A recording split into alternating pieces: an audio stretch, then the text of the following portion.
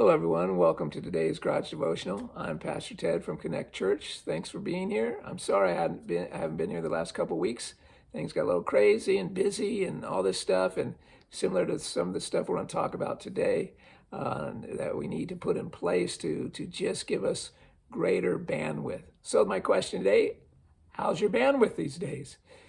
Speaking of spiritual, physical, emotional bandwidth, it fluctuates in our life up and down depending on how things are going. But I want to talk about a way that we can increase our spiritual, emotional, physical bandwidth in our lives. So let me begin by defining it through the dictionary definitions of bandwidth. First one, a range within a band of wavelengths, frequencies, and energies. Predominantly, this is speaking of radio, AM, FM, those type of things, that there's frequencies that radios go on. And all those frequencies have bandwidth. And the larger the bandwidth, the stronger the signal, and the better it's going to get across. Second one is the capacity for data transfer of an electronic communications. Predominantly, you're thinking here computers, tablets, smartphones. The idea that our computers hook up to the internet, some through Wi-Fi at times, some through just directly hooking up to it. But the strength of that internet signal will determine how that computer will be able to operate at full capacity, not at full capacity because things keep dropping out. Or if you're watching TV and it's internet and things start dropping out because the bandwidth begins to fluctuate. So we're talking about the importance of having enough bandwidth to handle whatever comes into our lives. The last one is the emotional or mental capacity to do or consider something.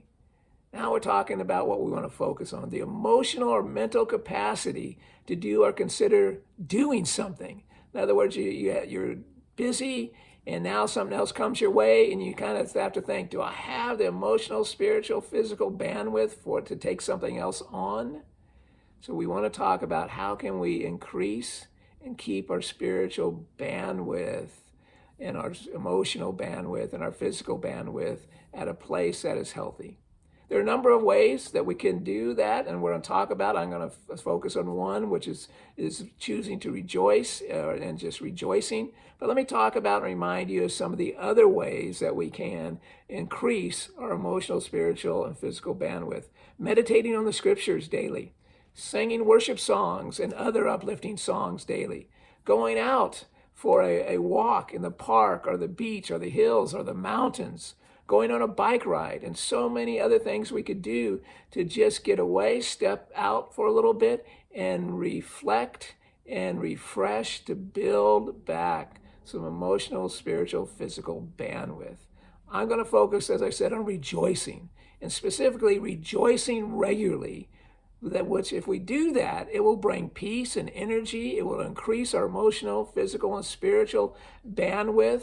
It'll help us be able to download us, if you were, more of the presence of the Lord if we do this daily and we rejoice daily. So how do we do that in the way of rejoicing? Okay, let's look at it several ways. Number one, choose to rejoice. Choose to rejoice. Sometimes rejoicing is a choice. And some days we just have to choose to proclaim and rejoice. Just start thinking, first and foremost, just start thinking about Jesus and just start praising him for the things that come to your mind, like his love or how he's always there. That those things, and begin to rejoice over that. The rejoicing might just be speaking that word. I'm rejoicing today over this right now, Jesus. And it might just be the word, and the feeling might not be there, but as you do it, that emotion will come. Second, find things to rejoice about. Well, as I said, we could rejoice that this is the day that Jesus ordained it to be, that we could take comfort and be confident that this day Jesus knew would be here before the foundation of the world, and he has he has things for you. Sorry about that. He has things for you in today, in every day. It says this in the word, this is the day that the Lord has made. Let us rejoice and be glad in it. Psalm 18:24.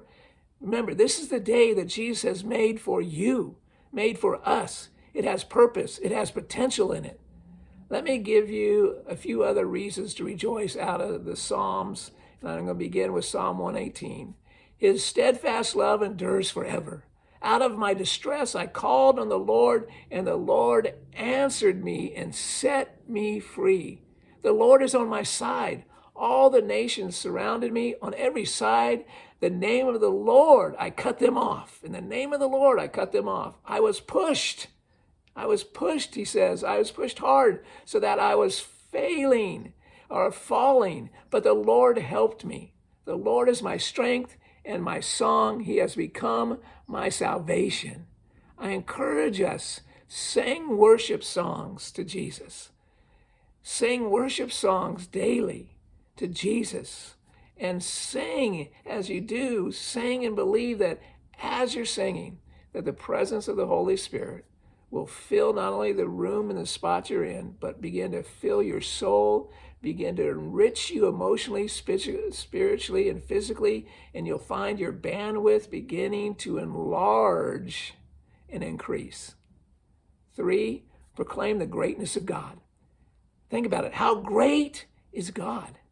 Think about how he is greater than whatever is pressing down on you or crushing your spirit or taking away your hope, taking away your strength, taking away your emotional ability and your emotional bandwidth. Think about it. God is greater. Jesus is greater than that. So proclaim his greatness, that he is great. Let me help you with some verses here.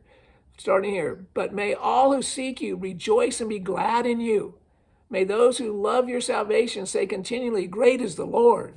As for me, I am poor and needy, but the Lord takes thought of me. He takes thought of me. You are my help. You are my deliverer. Do not delay, oh my God. Oh, we could rejoice and speak that in rejoicing.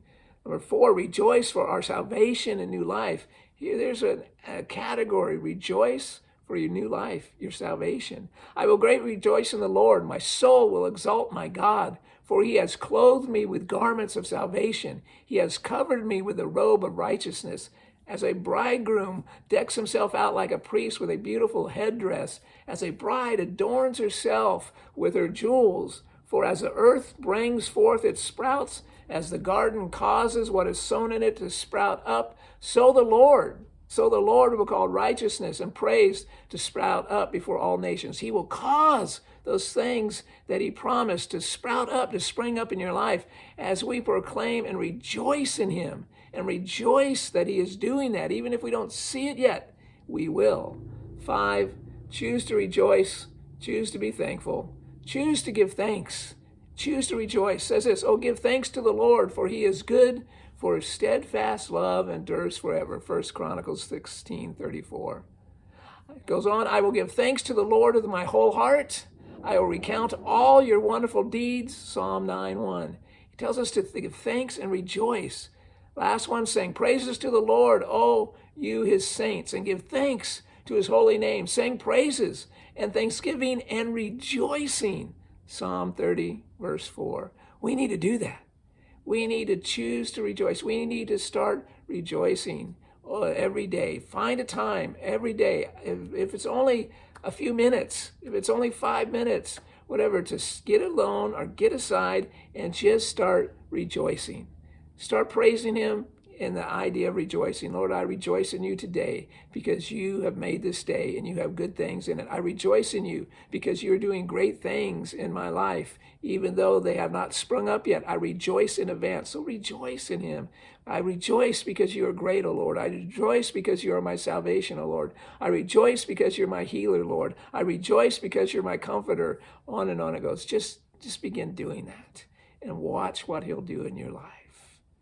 Next week, we're going to start a new series for a garage devotional, and we're going to walk through some of the scriptures and some of the things that Jesus did on the road to the cross and to his death and resurrection. And it's going to parallel what we're doing at Connect Church in person and on live streaming starting March 7th.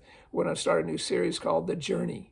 And we're going to walk through some of that journey over those next weeks all the way up to Easter. So I encourage you, join us in the Garage Devotional and join us in person or live streaming at connectchurchventura.com. Go there, go to our website if you want to, but you can find us on Connect Church on Facebook or Connect Church on YouTube. We're there live and live streaming on Sundays. So I encourage you to come, encourage you to be part of it, whether you're part of our church or not. We just encourage you. So they dovetail together, so they're not going to be the same thing. They're going to dovetail, so you get more if you listen to both and view both of them. So thank you so much. I went a little long today, but the Lord bless you. We'll see you next week.